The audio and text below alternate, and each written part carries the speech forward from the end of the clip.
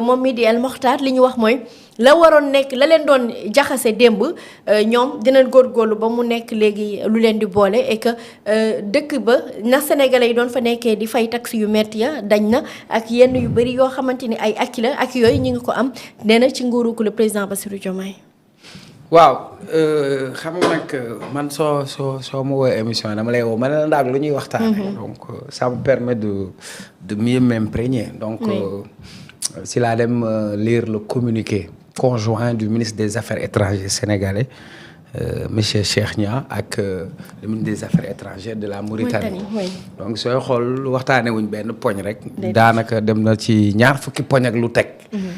ci domaine yu bëri yu am solo et puis loolu dafay wane ni rek y a une dynamique nouvelle de la diplomatie sénégalaise et je tiens à féliciter le ministre des Affaires étrangères Cheikh Nia. bi nga xamante ni avec expérience bi nga xamante ni am na ko surtout en matière de relations internationales parce que connaissant son parcours parce que pour quelqu'un qui a été ambassadeur du Sénégal aux États-Unis, ambassadeur du Sénégal en Afrique du Sud, ambassadeur du Sénégal, Nouvelle-Zélande, Australie ki nga xamante ni il est très respecté en Afrique et surtout à travers le monde.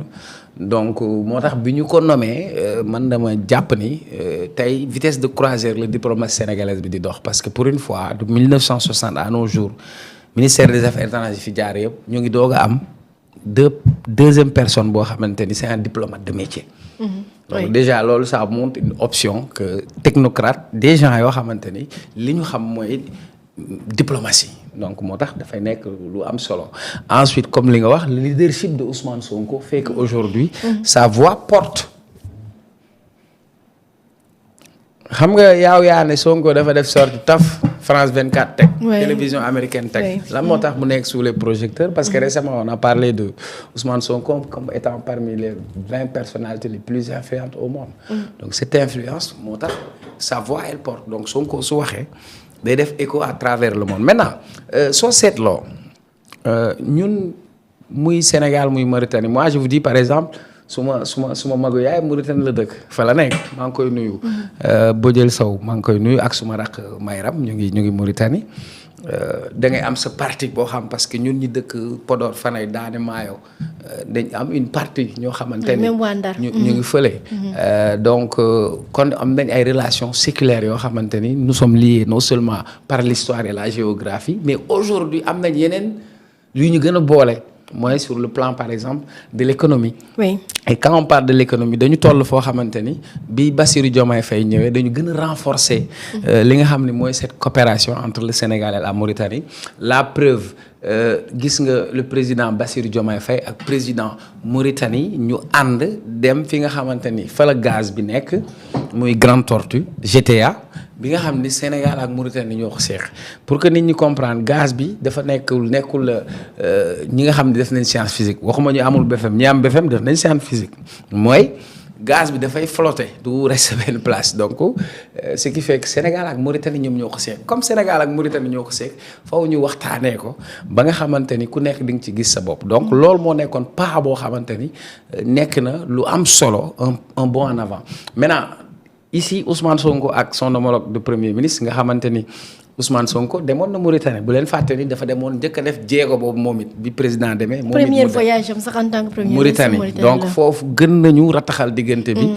ba tegoon benn commission interministérielle entre le Sénégal et la Mauritanie pour que ñu mën a def ces suivis maintenant dans le cadre de la coopération bi nga xam ne am na solo c'est sur le plan de l'énergie parce que tey pétrole bi ak gaz bi faw ñi ko seq.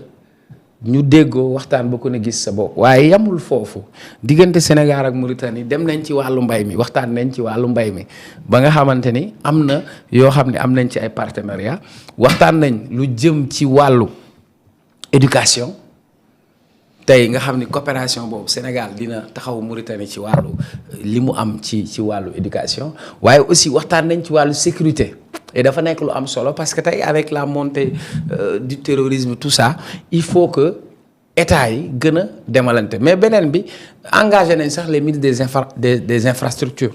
Oui. Et des transports c'est pour permettre à la mobilité surtout entre les citoyens du Sénégal et de la Mauritanie rappeler que la Mauritanie mu ngi bokk ci CEDEAO. mais tey dem bi ak dikk bi ñu gën ko yombal mais aussi comme li nga wax flux migratoire boobu mooy tey sénégalais yi nga xam ni ñu ngi Mauritaniens yi nekk Sénégal nga xam ni ñu am traitement boobu ba nga xam ni jafe-jafe yi ñu doon am dañ koy dindi du dëgg. donc pour man loolu lu am importance la surtout que le premier ministre comprendre na enjeu yi mais surtout discours boobu lu mu porté mooy tey dañu war a dem ci des politiques de régionalisation. parce que bay ci sa weewu tànk parce que boo xool Sénégal ligne diplomatique bi mu adopté. bi ñu ñëwee pour la première fois ñu am ministère de l'intégration africaine et des affaires étrangères parce que avant ministre des affaires étrangères la mais maintenant on veut dire que notre diplomatie c'est d'abord avoir un bon rapport de voisinage bâtir l'intégration africaine d'abord pour ensuite s'ouvrir aux autres parce que moi j'ai fait la petite expérience da ngay dem Europe maa ngi nuyu suma xarit Ousmane Fall Jordan Belgique la nekk ma ñëw Paris mu taal otom jël si ma Belgique ci même jour bi on a fait Paris frontière France ak Belgique gisoo police gisoo dara benn tableau lañ lay bindal ñu dugg Belgique ci même jour bi génn Belgique dugg biir Luxembourg jóge Luxembourg dugg Hollande jóge Hollande dugg Allemagne télé bi benn la yoon bi la ngay xamee ni génn nga dëkk dugg dëkk benn tableau moo tax seen intégration dañ ko def ba dañ ko parfaire mais tey par exemple yow man dem naa fi Casamance pour dugg Sénégal diggante Gambie ak Sénégal ci biir Gambie ñaata contrôle laa am.